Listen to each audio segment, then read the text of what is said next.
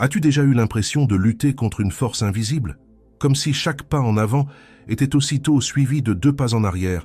Tu fais des efforts, tu planifies, tu donnes tout ce que tu as, mais rien ne semble couler de source. Et puis, soudain, quand tu lâches prise, quand tu renonces à forcer, quelque chose change. Comme si la vie, mystérieusement, commençait à conspirer en ta faveur. Mais si je te disais que ce n'est pas une coïncidence, et si tout ce que tu as pris pour un échec était en réalité Dieu qui essayait de te parler d'une manière que tu n'as pas encore appris à entendre. Dans la vidéo d'aujourd'hui, tu vas découvrir pourquoi s'arrêter peut être le véritable commencement, et comment, en abandonnant la précipitation et le contrôle, tu permets à la vie de révéler un plan bien plus vaste. Reste avec moi jusqu'à la fin, car cela pourrait être la clé pour comprendre enfin pourquoi les portes étaient fermées et pourquoi la clé n'a jamais été à l'extérieur. T'es-tu déjà demandé pourquoi il existe des moments dans la vie où tout semble bloqué, même quand tu fais de ton mieux? Des jours où tu cours, tu essaies, tu insistes, mais rien ne répond. Comme si tu poussais une porte qui refuse de s'ouvrir. Étrange, n'est-ce pas? Car à d'autres moments, il suffit d'une pause, d'une respiration plus profonde, d'un choix plus doux, et tout autour de toi commence à bouger, presque comme par magie. Les opportunités apparaissent, le chemin se dessine, la vie circule. Mais ce n'est ni de la chance ni du hasard, c'est spirituel, c'est l'âme. C'est Dieu qui tente de te montrer que ce n'est pas dans le cri que les choses se résolvent, mais dans le silence où il demeure. Carl Jung, ce psychiatre qui voyait bien au-delà du mental, croyait que plus nous forçons, plus nous nous éloignons de ce que nous sommes réellement. Et sais-tu pourquoi? Parce qu'il existe une immense différence entre ce que veut l'ego et ce dont l'âme a besoin. Là où l'ego cherche le contrôle, le résultat et la sécurité, l'âme désire la connexion, le sens et la vérité. Et parfois, quand tu crois échouer, tu es en réalité en train d'être redirigé. Et quand tout s'arrête, quand les plans s'effondrent, c'est peut-être Dieu lui-même qui enlève de ton chemin ce qui ne t'appartient plus. Il y a des jours où tu te réveilles avec cette agitation intérieure, cette urgence de faire quelque chose, n'importe quoi, juste pour ne pas te sentir à l'arrêt. Tu te lèves, tu règles des détails, tu nettoies la maison, tu réponds à des messages, tu t'occupes, comme si, en ne faisant rien, tout allait s'écrouler. Mais personne ne t'exige quoi que ce soit. Il n'y a aucune urgence réelle, seulement cette voix intérieure, presque chuchotée, si tu t'arrêtes, tu perdras le contrôle. C'est l'ego qui essaie de te protéger, mais à partir de la peur. Et sais-tu ce que disait Jung? Que la majorité de nos actions ne viennent pas d'un réel besoin d'agir, mais de la peur de s'arrêter. La vérité, c'est que bien souvent, nous ne construisons rien. Nous fuyons. Nous fuyons le silence. Nous fuyons le regard intérieur. Nous fuyons la douleur de ne pas savoir. Il y a des personnes qui s'accrochent à une relation usée, non parce qu'il reste de l'amour, mais parce qu'elles ont peur du vide. D'autres s'attachent à un travail épuisant, non par passion, mais par crainte de recommencer. Et il y a aussi ceux qui se maintiennent occupés en permanence pour ne pas entendre ce que l'âme murmure au fond de la poitrine. L'ego veut des réponses rapides. L'âme veut être écoutée. Et quand l'âme se tait, ce n'est pas une punition, c'est une invitation à faire silence à l'intérieur, à cesser de pousser la vie avec force et à permettre à ce qui est vrai d'émerger. Car oui, l'âme sait où elle va. Et si tu te sens épuisé, sans motivation, ce n'est peut-être pas de la fatigue, c'est peut-être un cri silencieux de ton être intérieur qui te dit « ce chemin n'est plus le tien ». C'est comme ramer dans une mer agitée en croyant que si tu t'arrêtes une seconde, tu vas sombrer. Mais le courant est toujours là, le vent souffle encore, la marée continue de te porter. Seulement, l'ego ne fait pas confiance à l'invisible. Il ne croit qu'en ses propres mains. Alors tu t'épuises, et tu finis par confondre cet épuisement avec une preuve que la vie est dure, alors qu'en réalité, c'est seulement l'ego qui crée une bataille là où il ne devrait y avoir que de la fluidité. Nous vivons dans un monde qui glorifie l'effort, la lutte constante, le contrôle absolu. Mais Dieu agit selon un autre rythme. Il se manifeste dans la subtilité, le juste moment, les pauses. Quand tu te déconnectes de ton âme, tu commences à croire que c'est à toi de tout porter. Mais quand tu apprends à lâcher prise, tu réalises que tu n'as jamais été seul et qu'il existe quelque chose de plus grand qui guide tes pas, même lorsque tout semble immobile. Tu connais cette sensation où tout a perdu sa saveur? Ce qui te passionnait autrefois ne te dit plus rien. Tu essaies de te motiver, de retrouver l'élan, mais c'est comme si quelque chose en toi s'était éteint. Jung appelait cela le retrait de l'énergie vitale. Quand l'âme se retire d'une direction, elle t'invite en réalité vers une autre. Mais nous nous accrochons, n'est-ce pas? Nous insistons, et la fatigue ne fait qu'augmenter. Non pas parce que nous faisons trop, mais parce que nous persistons dans ce qui n'a plus de sens. L'âme parle doucement. Elle s'exprime par l'intuition, l'inconfort, la perte d'intérêt, les rêves qui n'enthousiasment plus. Et si tu forces trop, tu finis par devenir sourd à ces signes. C'est pourquoi lorsque tout ralentit, lorsque la motivation disparaît, ce n'est peut-être pas un échec, c'est peut-être le début d'une transition. Et toute transition commence par un vide, comme si l'âme devait retirer ce qui ne sert plus pour faire de la place au nouveau. Alors tu commences à percevoir de petites indications, une pensée qui surgit sans raison, une idée qui touche le cœur, un nouvel élan qui auparavant n'avait aucun sens, mais qui commence maintenant à briller. C'est Dieu qui souffle des directions. Mais si tu es trop occupé à essayer de redevenir ce que tu étais, tu passeras à côté de ce qui t'est offert maintenant. Tu manqueras l'opportunité de te réaligner. Le manque de motivation, l'ennui, l'agitation, l'insomnie, tout cela sont des symptômes, des signes que l'âme tente de te dire quelque chose. Mais nous avons appris à appeler ces signaux de la faiblesse. Et plus nous les ignorons, plus ils crient. Jung disait « Ce que tu n'écoutes pas par l'intuition, l'inconscient le transforme en émotion. Ce que tu n'écoutes pas par l'émotion devient instabilité. Et ce que tu refuses encore d'entendre finit par devenir effondrement. » Non comme une punition, mais comme une forme de réalignement. Tu connais cette phase où tout semble s'effondrer en même temps. Une relation se termine, le travail s'écroule, les projets échouent, le corps tombe malade. On a l'impression que le monde te punit. Mais en réalité, c'est peut-être Dieu qui démonte tout ce qui ne te sert plus, parce qu'il y a des structures que tu n'aurais jamais eu le courage d'abandonner seul. Alors lui, dans son infinie patience, démantèle avec amour ce que tu as construit par peur. L'âme ne voit pas la perte comme l'ego la voit, elle y voit une libération. Et quand tu commences à comprendre cela, tu apprends à accueillir l'effondrement comme un nouveau commencement. Une forêt a besoin de brûler pour que de nouvelles graines puissent germer, et la vie fait la même chose avec toi.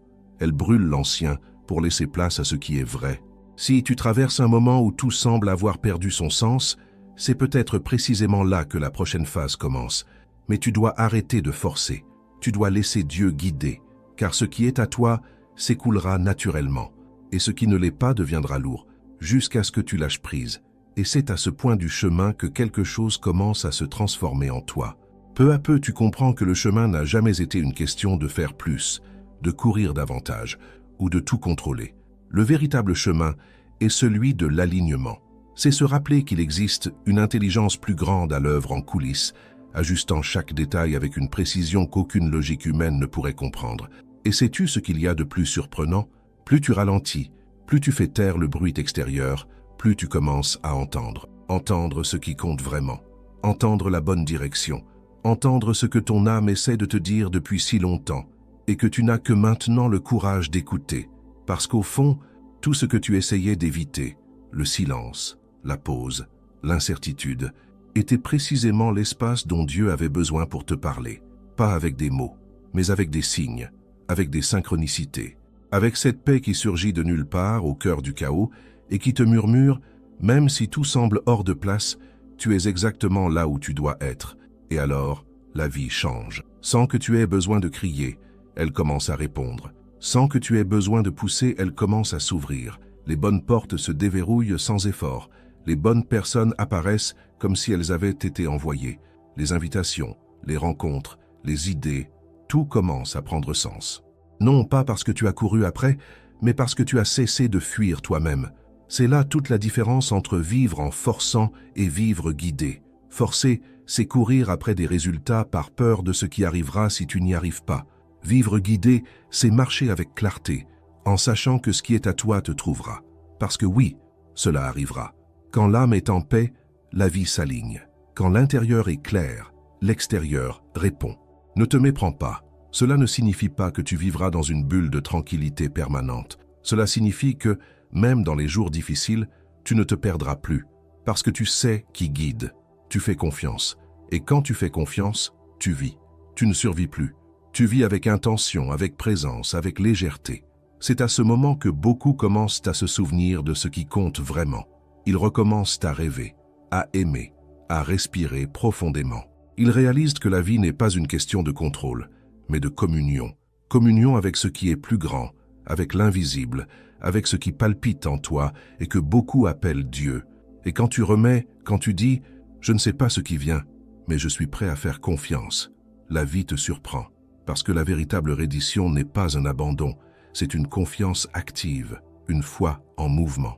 Une certitude silencieuse que tout ce qui se passe maintenant n'est pas aléatoire mais intentionnel, même si tu ne le comprends pas encore. Et sais-tu ce qui arrive quand tu t'alignes vraiment? La paix s'installe. Pas une paix superficielle liée à un moment calme, mais une paix profonde, celle de quelqu'un qui sait qu'il est sur le bon courant.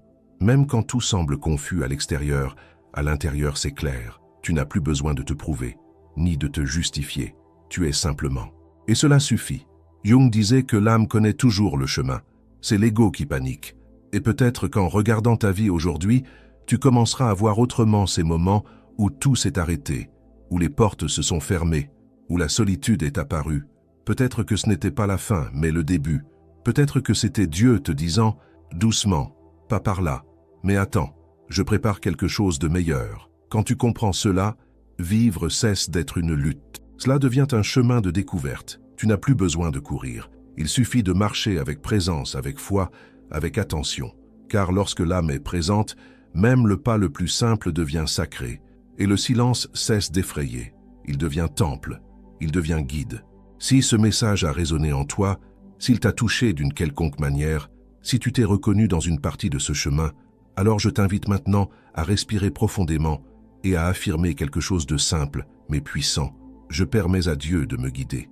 Écris-le dans les commentaires. Déclare-le avec foi, car ce petit geste peut être ton premier pas vers une nouvelle phase. Et si tu apprécies cette vidéo, n'oublie pas de liker, de t'abonner à la chaîne et de la partager avec quelqu'un qui a besoin d'entendre cela aujourd'hui. Il y a beaucoup de personnes qui ont besoin d'un souffle d'espérance. Et peut-être que tu es ce souffle. Lorsque tu commences à vivre guidé par cette écoute intérieure, tout change de place. Le temps cesse d'être un ennemi qui court contre toi et devient un allié silencieux. Tu comprends que ce qui semblait être un retard était en réalité une protection, que ce qui n'a pas fonctionné était une délivrance, que ce qui s'est défait ouvrait un espace nouveau. La vie ne cherche pas à te punir, elle cherche à t'aligner. Mais pour cela, elle a besoin que tu cesses de résister.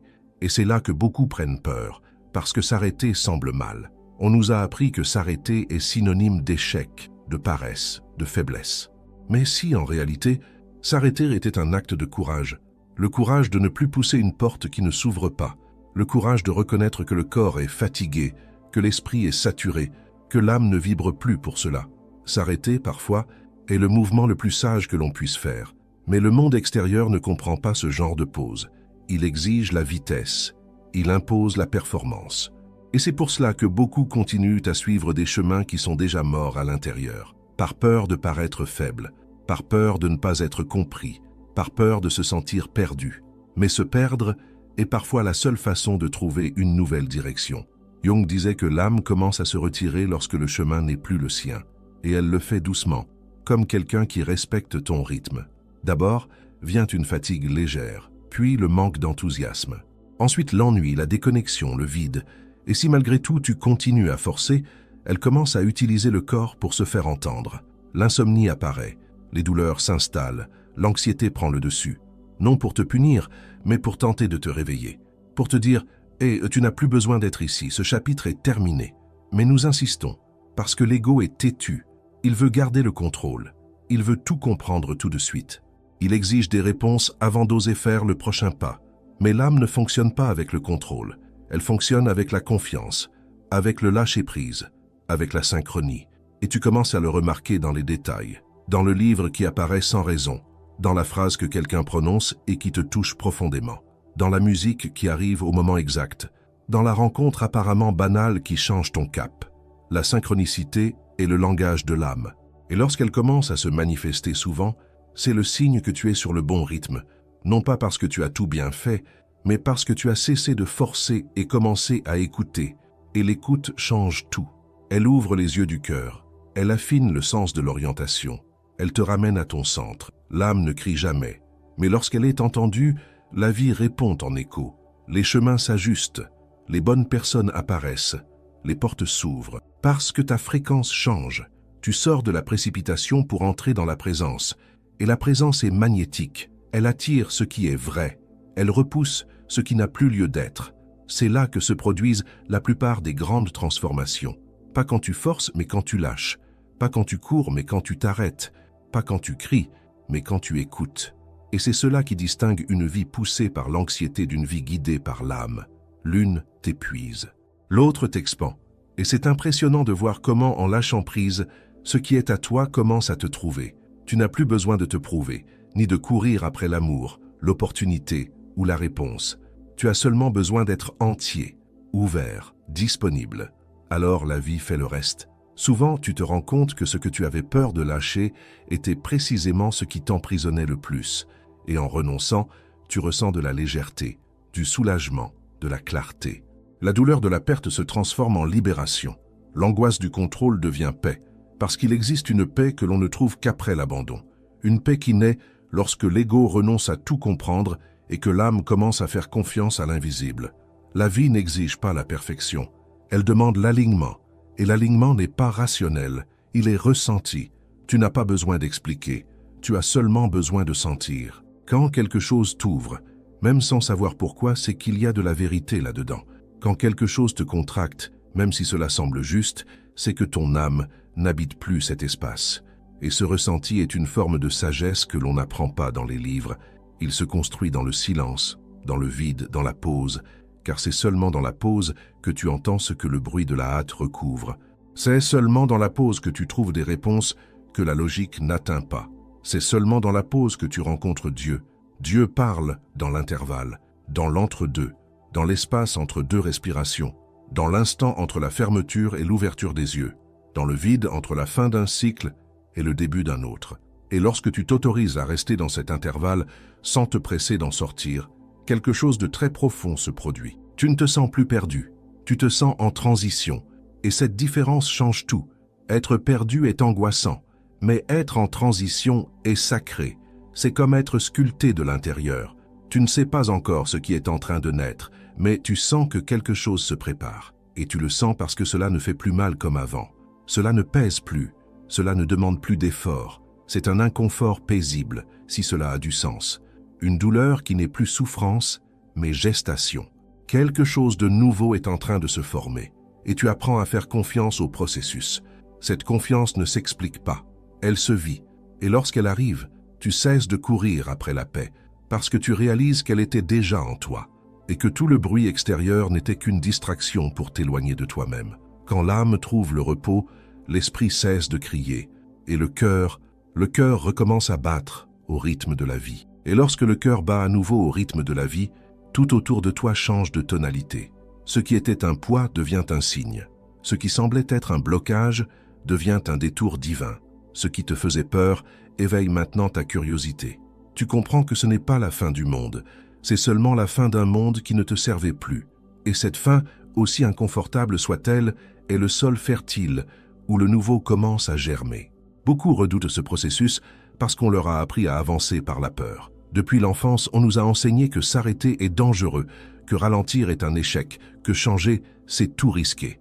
Mais personne ne dit que rester là où ton âme n'habite plus est un risque bien plus grand. Personne ne dit qu'ignorer l'appel intérieur coûte cher, en énergie, en santé, en temps de vie. Le prix à payer pour demeurer là où ton âme n'est plus est trop élevé. Et un jour, le corps réclame. L'esprit crie, le vide consume. C'est pourquoi il est si important de développer cette écoute, cette sensibilité silencieuse qui naît lorsque tu commences à respecter les signes. Et les signes ne viennent pas sous forme de réponses toutes faites. Ils ne prennent pas la forme de cartes détaillées, encore moins de garanties. Ils arrivent comme des murmures, comme de brefs éclats de vérité, comme une paix inexplicable qui t'envahit lorsque tu envisages un nouveau chemin, même si tout autour de toi affirme que c'est de la folie. C'est là que tu commences à te libérer du sens commun, car ce qui fonctionne pour la majorité peut ne pas fonctionner pour toi. La route qui a réussi à quelqu'un peut être précisément celle qui t'épuise. Ce qui nourrit l'autre peut te vider. Et ce qui paraît étrange aux yeux du monde peut être exactement ce que Dieu a préparé pour te reconstruire. Et cette reconstruction commence de l'intérieur vers l'extérieur. Lorsque tu lâches le contrôle, la peur ne disparaît pas immédiatement, mais elle change de place. Elle cesse d'être au volant et devient passagère. Elle est encore là, mais elle ne décide plus de la direction. Désormais, c'est ton âme qui choisit, c'est ta vérité qui guide. Et c'est à ce moment-là que tu comprends que tu n'as pas besoin d'être sans peur pour avancer. Tu as seulement besoin d'avancer malgré la peur, tant que tu marches dans la bonne direction. Ce qui distingue un chemin forcé d'un chemin guidé, c'est que le premier épuise, le second nourrit. Le premier exige que tu prouves sans cesse quelque chose. Le second te demande simplement de faire confiance. Et lorsque tu commences à faire confiance pour de vrai, même le temps change, le temps intérieur. Cette anxiété constante commence à diminuer. Cette urgence qui faisait tout paraître en retard cède peu à peu la place à une certitude douce. Si cela ne s'est pas encore produit, c'est que ce n'est pas le moment. Et c'est très bien ainsi. Le calme qui naît de la confiance est le premier signe que tu es aligné. Car l'âme ne se presse pas. Elle a son propre rythme et tout ce qui vient d'elle se déploie avec précision. Tu n'as pas besoin de forcer une fleur à s'ouvrir. Elle fleurit au bon moment si le sol est fertile, s'il y a de la lumière, de l'attention, de l'espace. Et pour toi, c'est exactement la même chose. Alors, si quelque chose en toi demande de l'espace, une pause, du silence, ne l'ignore pas. Ne crois pas que c'est une faiblesse. Ne pense pas que c'est un recul. Cela peut être exactement l'inverse. Cela peut être le début d'un réalignement profond. Cela peut être Dieu qui t'éloigne du bruit pour pouvoir te parler. Cela peut être ton âme qui ouvre l'espace pour qu'une nouvelle version de toi puisse naître. Une version plus légère, plus consciente, plus vraie. Il y a des phases de la vie qui ne sont pas faites pour faire davantage. Elles sont faites pour faire moins. Ou parfois pour ne rien faire du tout. Ce sont des temps de préparation, de retrait, de réalignement. Et c'est dans ces moments que tu commences à voir les choses avec plus de clarté. Les poids que tu portais par obligation. Les liens que tu maintenais par peur. Les objectifs que tu poursuivais sans vraiment savoir qui tu étais. Soudain, tout devient plus léger. Parce que tu comprends que tu n'as plus besoin de continuer à faire semblant que cela a du sens. Ce moment de clarté est puissant.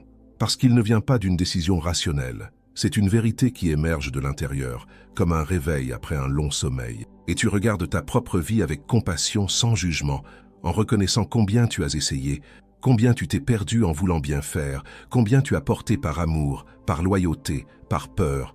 Mais maintenant, il est temps de lâcher, de reconnaître que tu n'as plus besoin de porter tout cela. Et lâcher n'est pas abandonner, ce n'est pas tourner le dos, c'est simplement cesser de porter ce qui a déjà accompli sa fonction, c'est remercier et continuer. C'est te libérer et faire confiance, car la vie continue, et lorsque tu lâches, le nouveau commence à arriver. Peut-être lentement, peut-être progressivement, mais il arrive. Il arrive avec d'autres couleurs, d'autres sons, d'autres sensations. Il arrive avec la paix. Il arrive avec la vérité. Jung disait qu'il n'y a pas de transformation sans inconfort. Et c'est vrai. Le processus de renaître exige que l'ancienne peau se déchire. Il exige que les certitudes s'effondrent. Il exige que le contrôle glisse entre les mains. Mais en même temps, c'est dans cet espace ouvert que la lumière entre. C'est dans ce vide que le nouveau grandit. C'est dans ce silence que Dieu agit. Et peut-être que, si tu regardes attentivement, tu peux déjà percevoir les premiers signes, de petites invitations de l'univers, trop subtiles pour être remarquées si tu cours, mais aussi claires que la lumière du soleil lorsque tu t'arrêtes et que tu respires. Une conversation inattendue, une opportunité qui surgit de nulle part, un souvenir ancien qui revient avec un sens nouveau. Tout cela sont des touches de la vie, des indications que quelque chose est en train d'être orchestré pour te guider avec plus de douceur. Car lorsque tu t'alignes, l'effort cesse d'être une poussée, il devient un flux. Et fluer ne signifie pas vivre sans obstacle. Cela signifie traverser les défis avec la conscience que tu n'es pas seul. Qu'il existe une force plus grande qui ouvre le chemin avec toi. Et quand tu ressens cela, quelque chose en toi s'apaise. Tu n'as plus besoin de courir. Tu n'as plus besoin de prouver quoi que ce soit. Tu vis simplement, avec présence, avec sens, avec vérité. Et lorsque tu arrives à ce point précis, où tout en toi ralentit et s'aligne, quelque chose de bien plus profond commence à se produire. Tu cesses de réagir au monde et tu commences à répondre à la vie. La différence peut sembler subtile, mais elle est immense.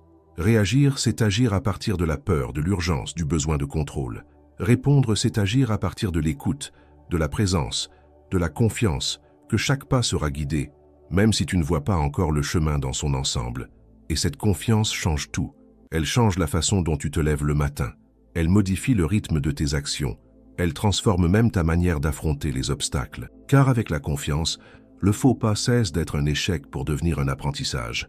Avec la confiance, l'attente cesse d'être une perte de temps pour devenir une préparation. Avec la confiance, la perte cesse d'être une douleur brute et devient un espace pour l'arrivée du nouveau. C'est pour cela que la foi, lorsqu'elle est ressentie et pas seulement prononcée, devient le socle d'une nouvelle manière de vivre. Une vie où tu cesses de vouloir tout contrôler avec tes mains et où tu apprends à lâcher prise, en ayant la certitude que ce qui est à toi viendra vers toi, et ce qui ne l'est pas, même si cela fait mal, s'en ira, parce que cela doit partir. Et lorsqu'il part, tu ne l'appelles plus une perte, tu l'appelles une libération.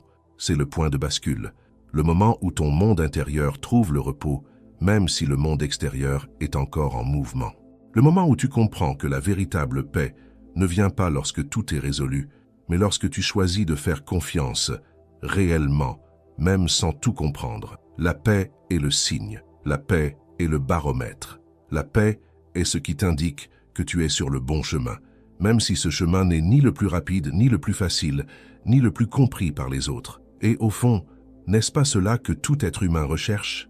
Un lieu en soi où il puisse se reposer, où l'âme puisse respirer, où les poids ne soient plus des obligations mais des choix, où le temps ne soit plus un ennemi mais un allié, où la vie, enfin, cesse d'être une bataille permanente pour devenir un chemin de sens.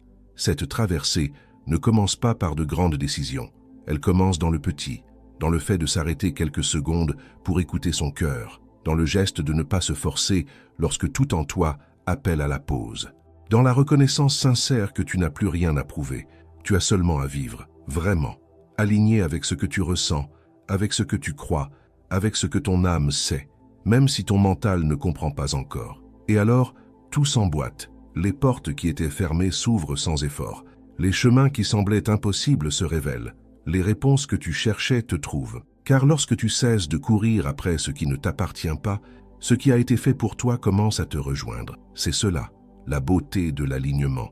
C'est cela, la légèreté d'une vie guidée de l'intérieur. C'est cela, la sagesse de l'âme qui ne crie jamais mais qui sait toujours. Et c'est par-dessus tout la signature de Dieu, qui n'agit pas dans la précipitation mais dans la perfection, qui ne te force pas mais t'invite, qui ne te punit pas mais te guide. Et parfois, tout ce dont il a besoin, c'est que tu t'arrêtes, juste un instant, pour te montrer que tu n'as plus besoin de forcer quoi que ce soit, parce que tout ce qui est vrai coule.